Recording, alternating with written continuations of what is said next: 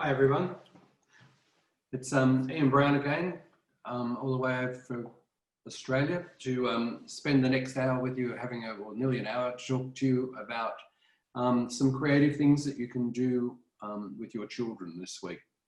Now, the same as it's been in the past, if you've been listening every week, welcome back.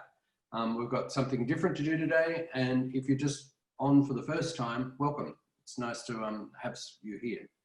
So what we're going to do today is, as we've done in the past, is that we're going to actually have a look at some art activities that you can do at home, some art activities that you can actually, very, very simple ones that you can actually do within your kitchen, places that you've got at home that you can actually work from using very, very simple materials. And that'll give you a really good idea of, and it's a lot of fun things we've been doing this week. So that'll be nice. And then what I'm going to do is I'm going to talk to you a little bit about, if you've read the program, what I'm going to talk about is empathy.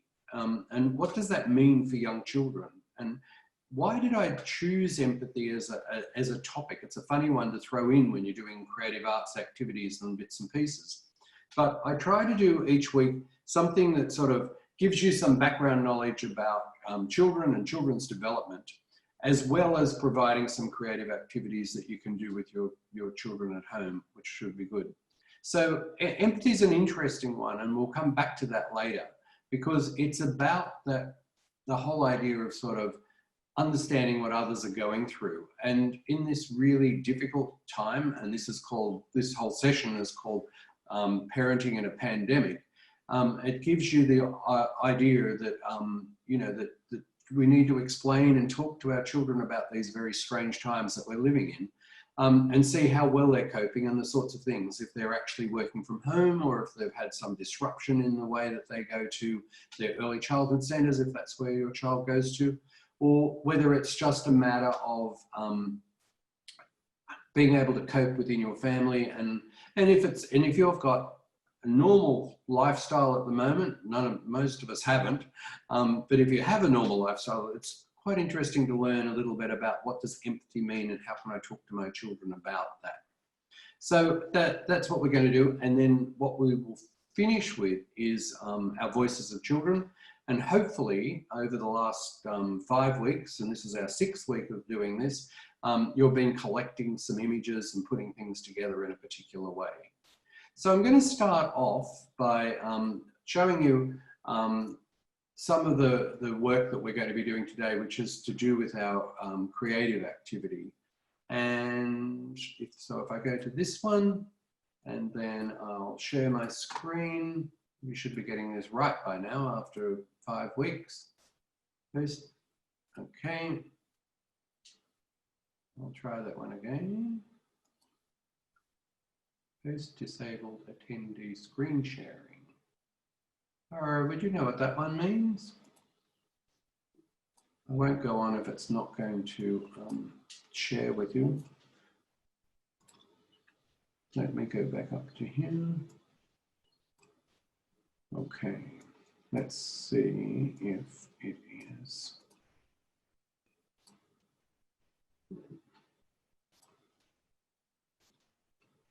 Okay, I'll try that one again and see what happens. All right, so we've opened our PowerPoint, share screen. There we go. And share that one. And so you should be seeing my screen now. And just have it, as we go through this one, we'll have a look and then I'll talk about it at the end.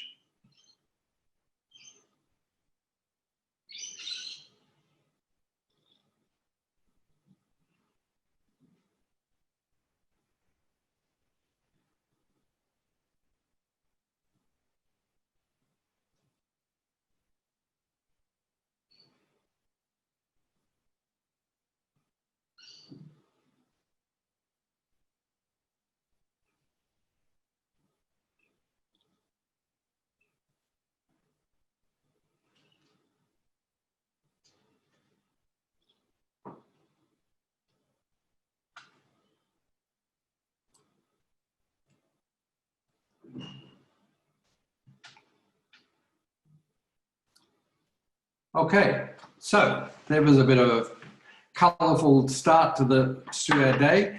So here underneath the screen here, I've got some of the things that you might have just seen. And what it is that I thought, just to make it a little bit different, instead of just using things like kitchen utensils and bits and pieces like that, what I did was that I went to just one of those dollar shops, like a $2 shop, and picked up bits and pieces, because I thought what I would like to do today is just talk about colour. And what sort of things can you do? Now, very inexpensively, I just went down to the shop and I picked up bits and pieces which were bright, colourful things that young children would love to play with. Very safe, very nice, very attractive, because they're able to see these lovely bright colours. And they're very, very simple things to do. So they come in those little packets. And so what we've got is, I'll just show you a quick collection. Now, first of all, you'll notice that I've had them on a tray to start off with. And if you would have noticed on that PowerPoint presentation that by the end of it, I had them set up in like little stations. And so what I was using was just these little muffin containers. And I was putting each of the bits and pieces that the children are going to use into these and set them up inside a tray. So what I've got is that these are like tongue depressor, like a tongue depressor, which has just been coloured in a particular way with a really bright sort of ink. So I've got those. Then I've got my little muffin containers just to make it look attractive, so that the children have got something to look at, so that it's not just sort of thrown on like mine's thrown on at the moment. And then what we've got here is just some little matchsticks that have been coloured as well. I didn't have to colour these. These were sort of already come in a packet like that. Very, very cheap. I got all of these things together for probably about $5. And then you've got small little icy pole type sticks that have been coloured as well. And so they would be attractive to young children. And then I've found some of these felt bendy wire felt little ties. Again, I keep following that theme of that nice bright colours. And then I found some really nice plastic string, which sort of, again, very inexpensive, which you can thread things on. Now, obviously, you can thread beads and things on here. I didn't use beads at this point. And you would have noticed I also included a couple of dinosaurs and plastic, which, I mean, you could just use your own children's plastic toys and things like that. And then what I also got, which I thought, which is really interesting, is just, I'm sure you have them in your country, but they're just twist ties, like a twist tie that you put around a bag like this, and then tie it up with a twist tie.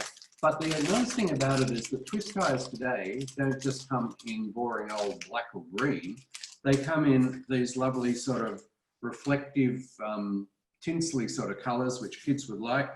And then you can also just get your normal ones that you use in the garden in different sorts of colours as well. Now, why I have bought those and why I put them in these little containers with different coloured twist ties is that I was thinking about younger children and what it is that they could use to actually start to construct or to build.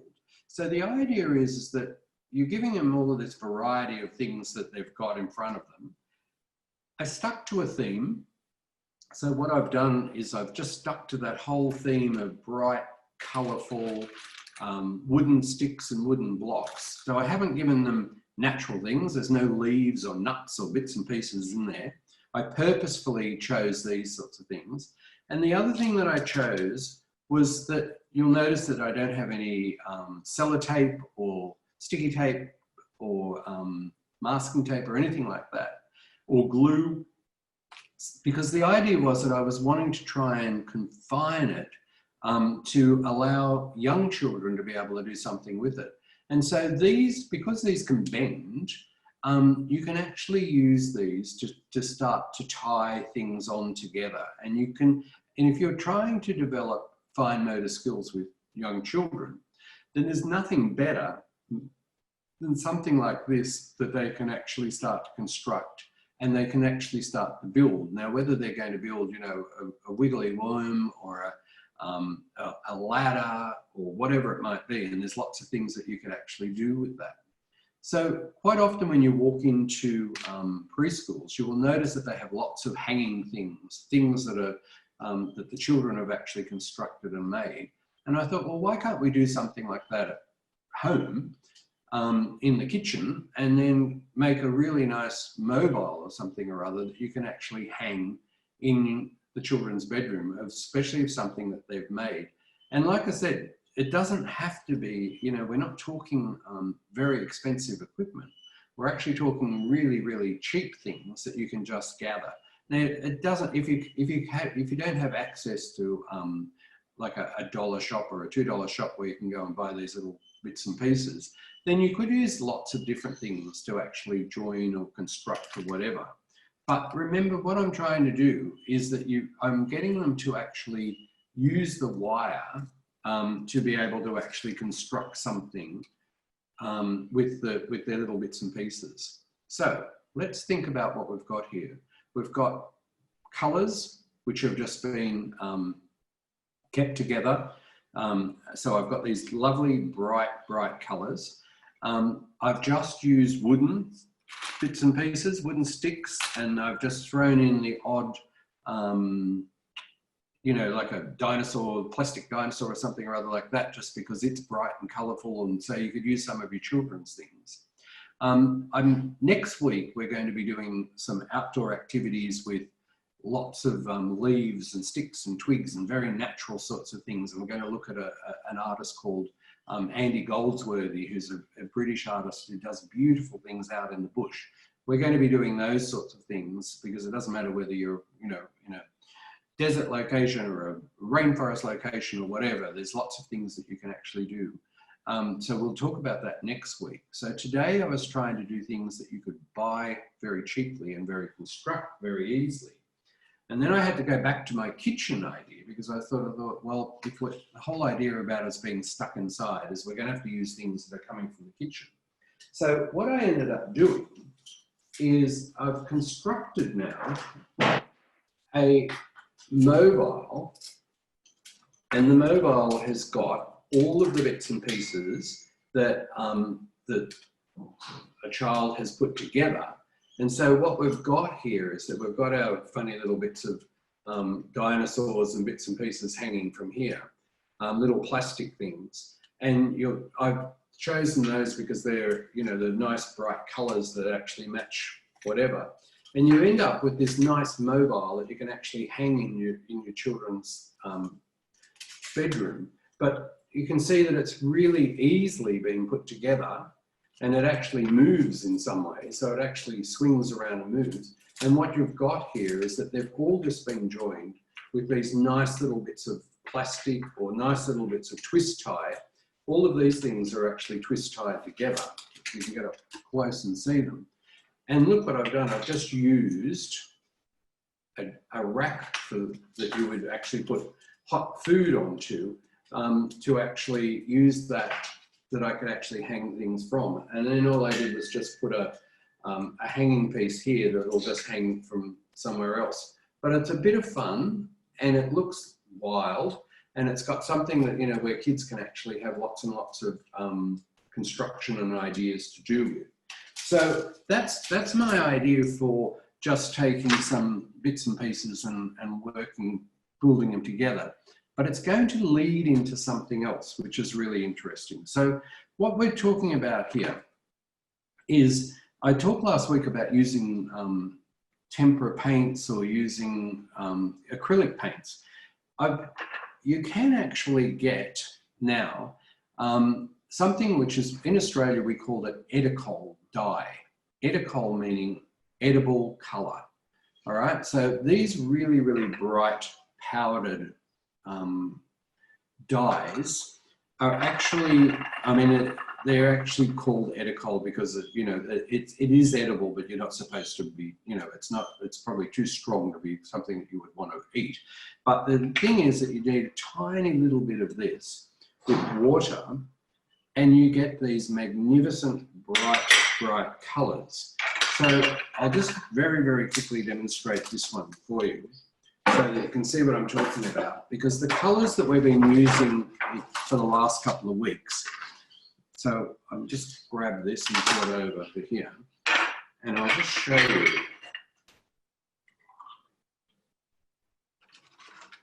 Now, the other nice part about it is that you can actually mix colors together. So what we've got here, if you look at this really bright green, all right, that was just our blue. I'll just grab my blue, so you can see it, and blue, and a bit of yellow.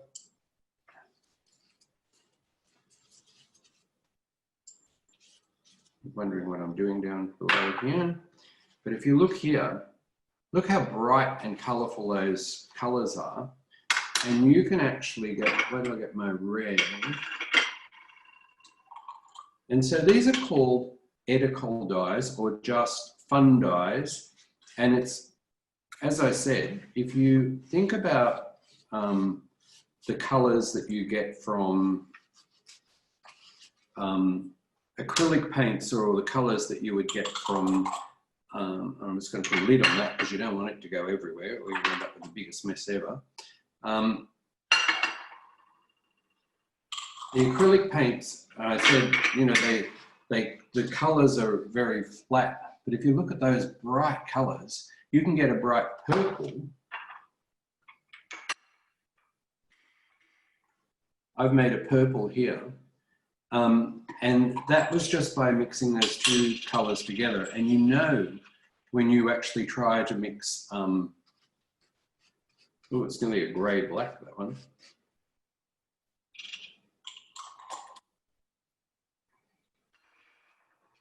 Just hold those up. You can see the colors themselves are really quite vibrant and really bold colors. And that is what these would have been dyed with. All right, so that's the type of dye that you could actually use. And so if you've got paddle pop sticks or chops, you know, like little sticks like this, then you can actually dye your own and actually make them yourselves. So that's some ideas that you can actually start with for this week. But what I want to talk to you about, and I'm going to actually just share my screen again, hopefully. Yep, with my PowerPoint. And all right, so if I just go full thing, this is hopefully my voice is coming up over the top of it. This is the edible dye that you can actually, in the powdered form that you can buy. And then if I go to this one, this is what we have, something called Officeworks here. I'm sure you've got something similar.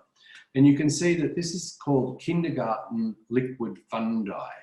So a kindergarten liquid fun dye is a similar sort of thing. So this is already mixed up, 500 mils, and then it makes these really bright, vibrant colors again.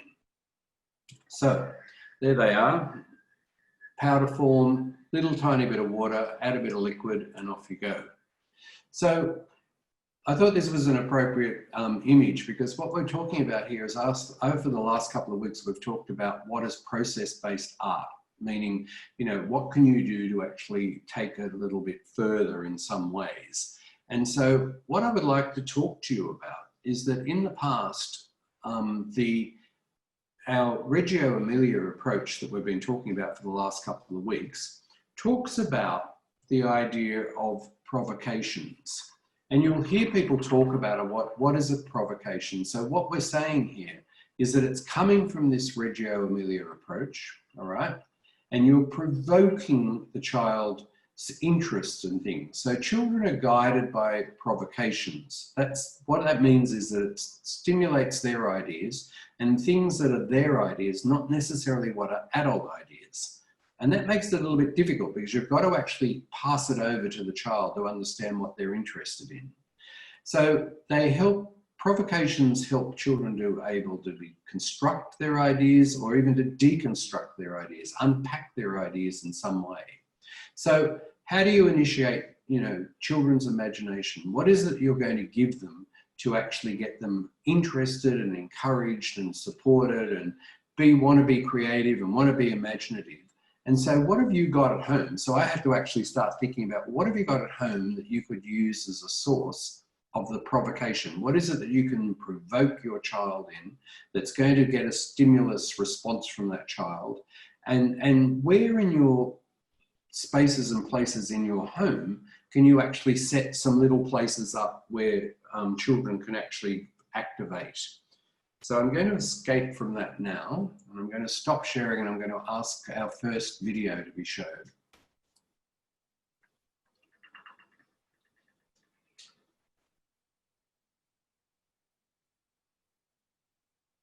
A provocation in the Reggio Emilia approach is just a deliberate display of household materials, exploration tools, and references that really inspire children to be inquisitive and to solve a problem.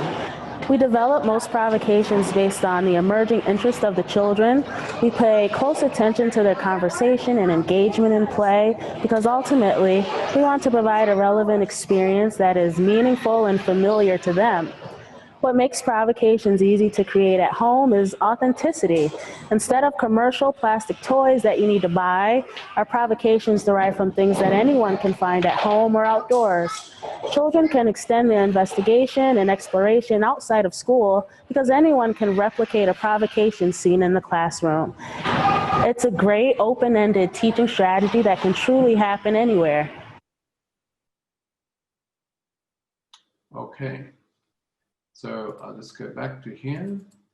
So if you think about it, let's go back to this one.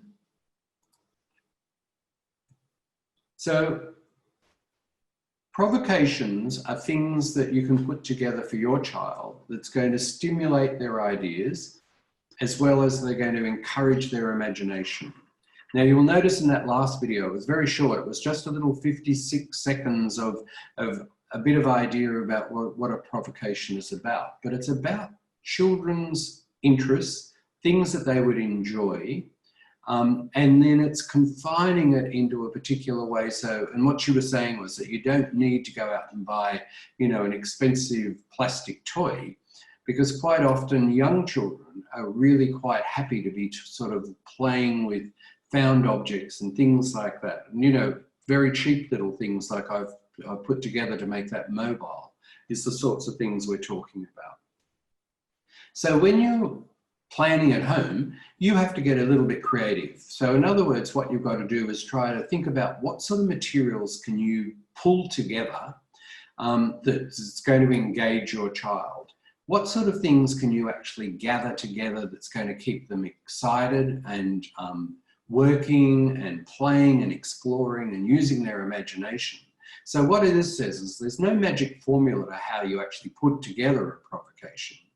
Only the suggestions on the sorts of materials that you might use. So any material or objects can be used to provoke thought, discussions, questions, or interest. So it could be based on color or smell or texture, or it could be based on a theme. So it could be all of your little plastic dinosaurs put together. So therefore you're starting to think about, well, what is it that you could actually do with your dinosaurs? Can they build things? Can they make a jungle? Can you hide them under trees? Blah, blah, blah. Or something as simple as what I did to start off this session today was that I just used color. And so I used bright colors, blues, oranges, yellows, pinks, reds, and combined all of those together, which means that you can then talk to your child about the sorts of things that you can do. So I'll stop this and we'll have our second video now, which is just going to look at a day in the life of a homeschooling. And so what I want you to watch this little video, because I threw this one in because I thought this has to be something that you could do from home, because this is a person who's homeschooling their children. So it's like being in a pandemic or every day, because it's the idea is that you would be, have your child at home and you've got to think up different ideas if you're doing homeschooling. Well, this is a similar sort of thing. So let's have our second video now.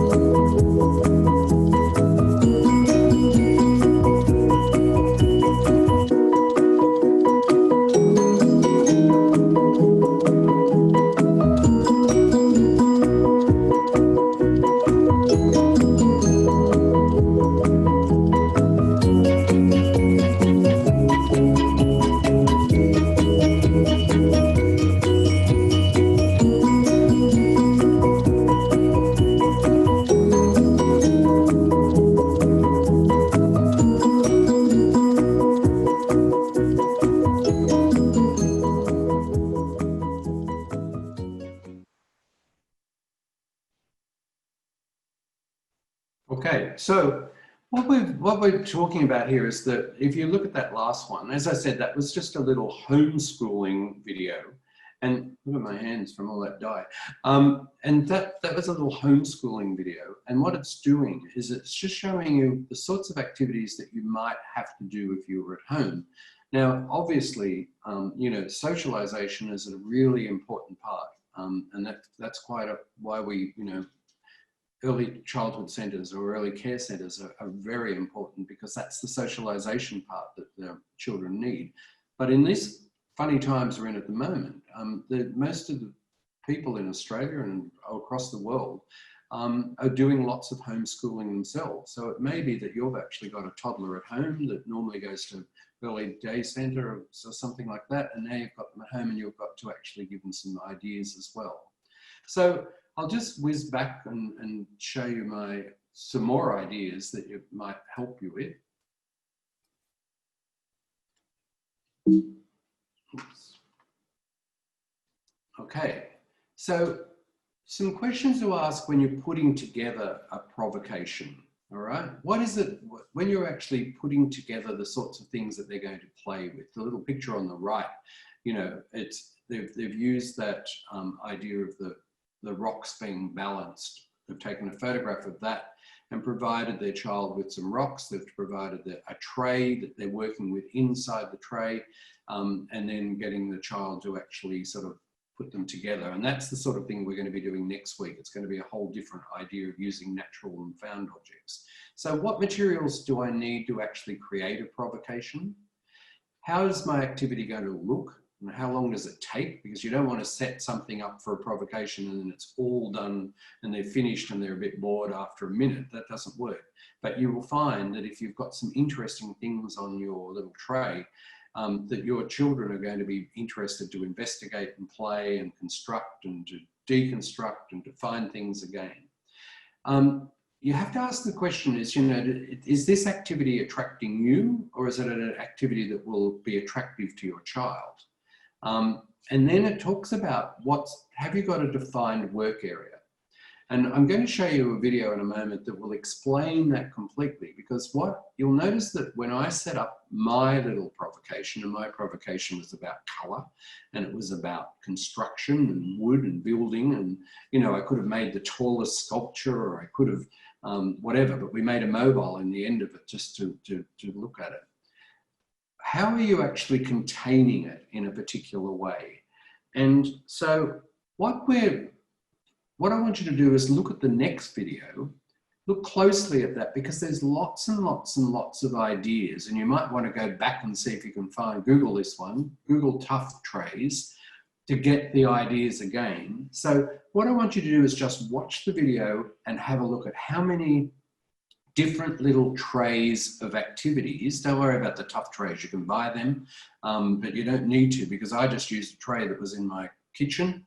And have a look at how the teachers or the parents have actually set up these little trays with lots of interesting things on them. Okay, so if I just get rid of that, and I'll stop sharing, and then I'll get our next video, if that's okay, our tough tray video.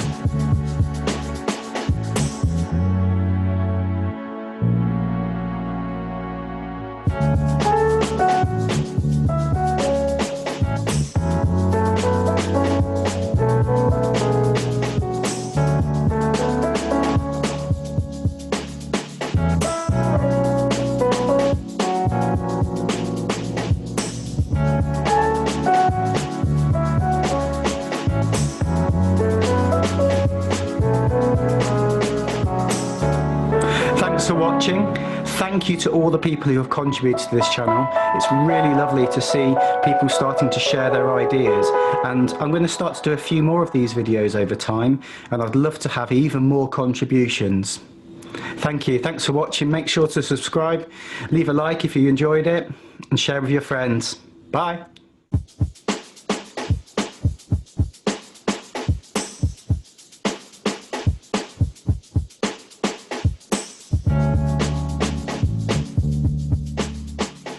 Hey.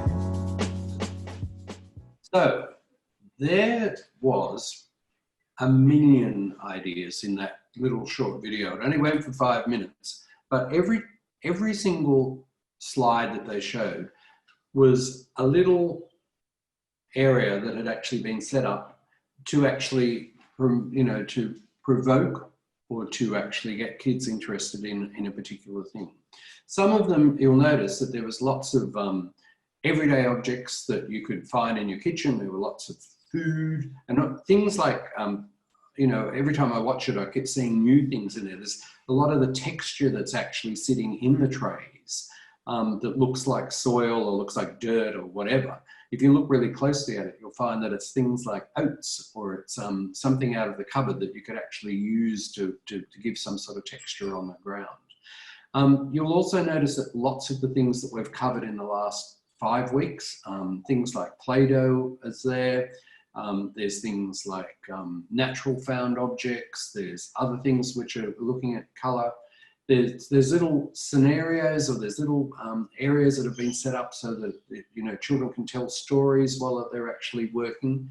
And younger children will do this. They'll take a long time. They'll just sit there and they'll move things around, and then they'll start talking to themselves or to you or whoever, generally to themselves, about make-believe and the sorts of things that they can actually find on that tray. So if you wanted to Google tough trays, there's a number of videos that actually show them, but I would just go back and have a look at the sorts of things that you could set up.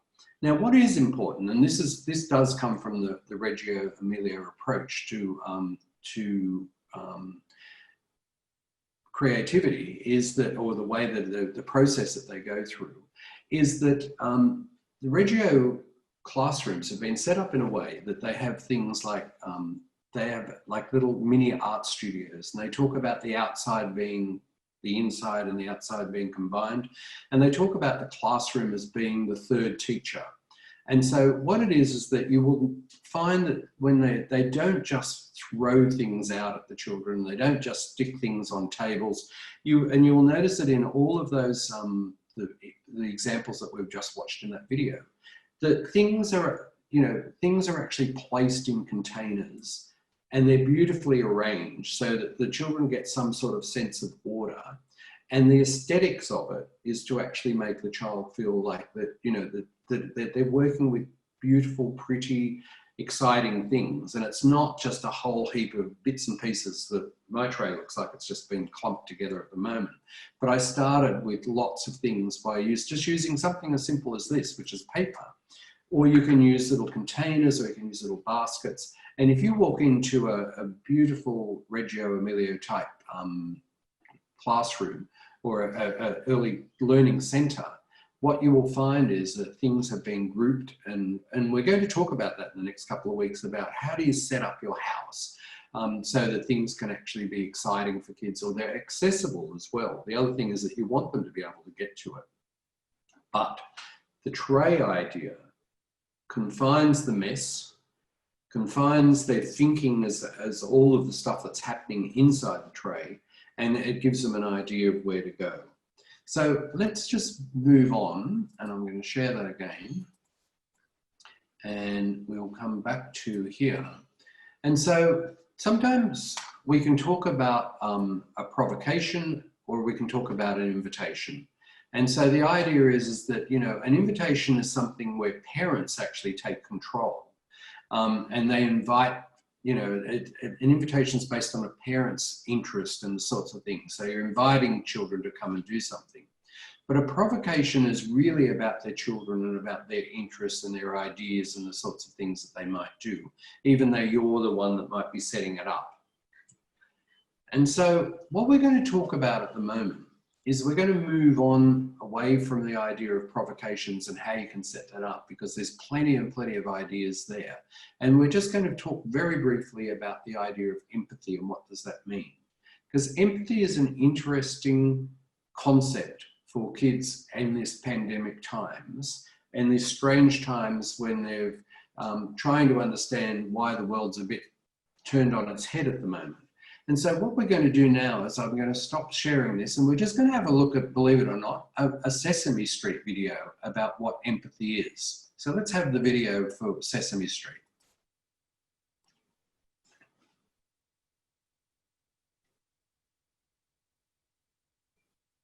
Hello, I'm Mark. And I'm Murray. And we're here to tell you about the word empathy. Empathy, yes, empathy. Tell them about the word empathy. What's wrong? You're not gonna believe this, Mark. What? But I can't remember what empathy means. No, that's okay. That's okay. I'll tell them what empathy means. Oh, boy! This is so exciting. Mark Ruffalo is gonna tell us about empathy. Oh, boy, oh, boy, oh, boy, oh, boy! Can I do it? Go, please, go for it, Mark. All right. Empathy is when you're able to understand and care about how someone else is feeling. Oh, right. That's what empathy is. Yes, yes. I don't get it. What?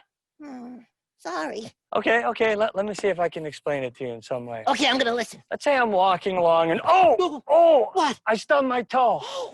Oh, that hurts. Oh, you poor thing, Murray. Mark. Oh, Murray. that hurts. I It can hurts imagine so much. exactly how you feel. That's Ouch. it. Oh, wow, what's it? That's it. That's empathy. What's empathy? You could imagine exactly how I feel. You could understand just how it felt. That's empathy. I still don't get it. What? I still don't get it. Okay. Let's think of another way. Okay, let's think of another way. Thinking. Oh, Murray. What? Did I tell you about that time when I lost my favorite teddy bear? Oh, no. It was... This is very sad. Did you love that teddy bear? I Mark? loved that teddy bear. Oh, I can imagine exactly how you feel. It's really sad feeling. It makes me want to cry like this. It was sad. It was so sad. But you know what? What? You know what empathy is. I do? That was empathy. What? You could understand how I was feeling, exactly how I was feeling, and understood it. That's empathy. I get it now. Yes! Yes, I get it! Yes, I understand yes. empathy! You understand empathy, I'm Murray. so happy right now! I'm it happy makes me want too. to dance the dance of happiness! I can imagine exactly how you feel. I want to dance the dance of happiness too. Then what are we waiting for? Let's do dance! Empathy!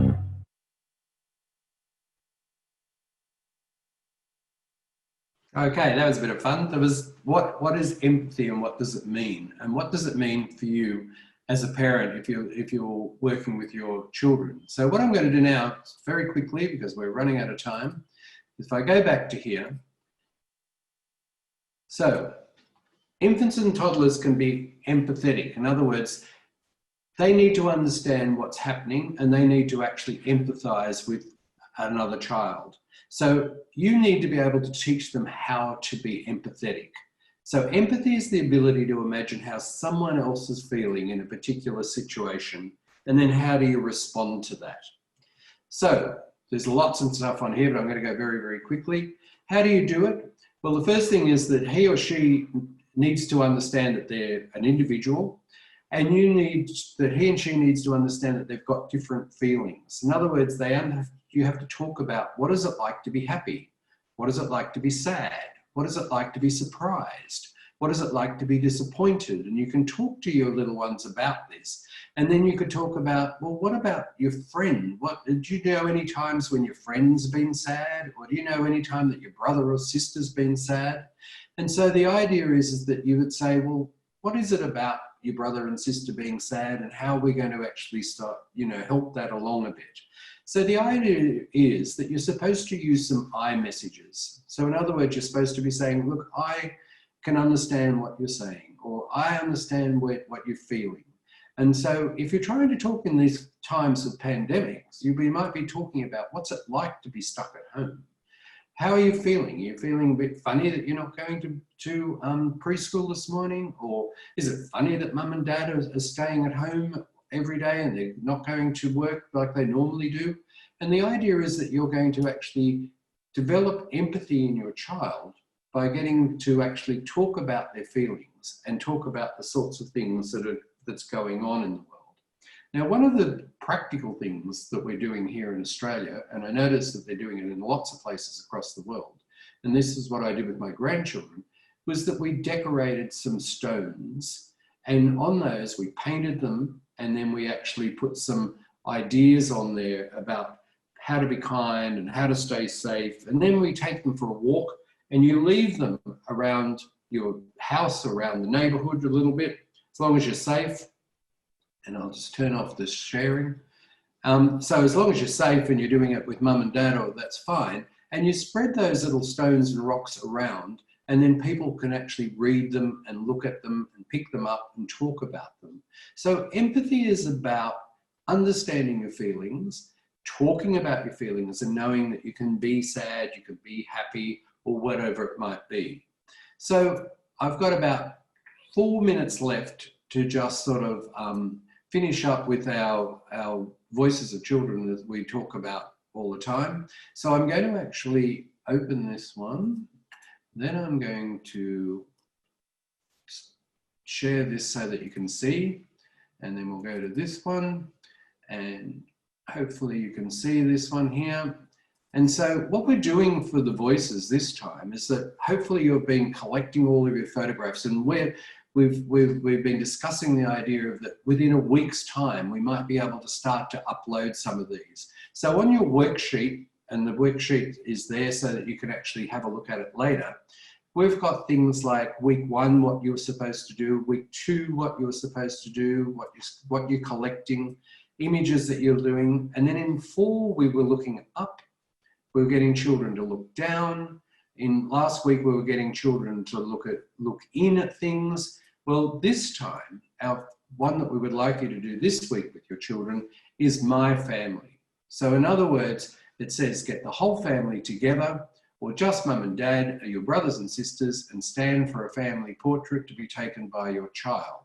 So it's your child that's actually taking the photo, not mum or dad. Ask the child how they want to be posed. Should you be standing in front of the house? Should you be standing in the bedroom? Should you be standing in the kitchen? And then ask them why they chose that location. And so next week, what we're going to talk about a little bit more detail as well is we're going to talk about identity and what does that mean, and how you can actually work with your children to understand what their identity is and what it's about. So we're going to start this one by looking at the family.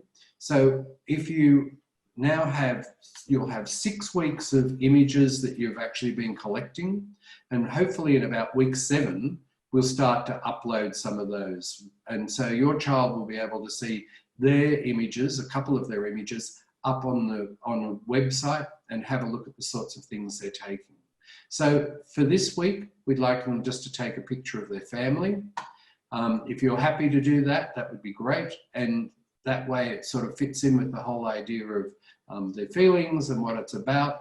And then we can start the journey about their identity and what we're going to be looking at next week. So we've got 6 weeks for our Voices of Children international project, and we've been collecting now 6 weeks of different images that you might be able to do it. So we're hoping to get everybody involved in this, and we're hoping that, you know, over the 10 weeks, we'll have this whole range of different sorts of images, and it's going to become an exciting gallery, and it's going to be something that we're going to share across the world, not just across with the groups, which is going to be terrific. So look forward to talking to you again next week. And I will stop sharing now. So your worksheet has got the ideas of what you're going to do for voices. And so from this point, we've run out of time again. We seem to have an awful lot to get through in these webinars. I hope you've enjoyed it, and I will talk to you next week. And we're going to do some outdoor activities next week, and we're going to do a bit about identity. And I hope you've enjoyed our provocations and what does that mean. So goodbye.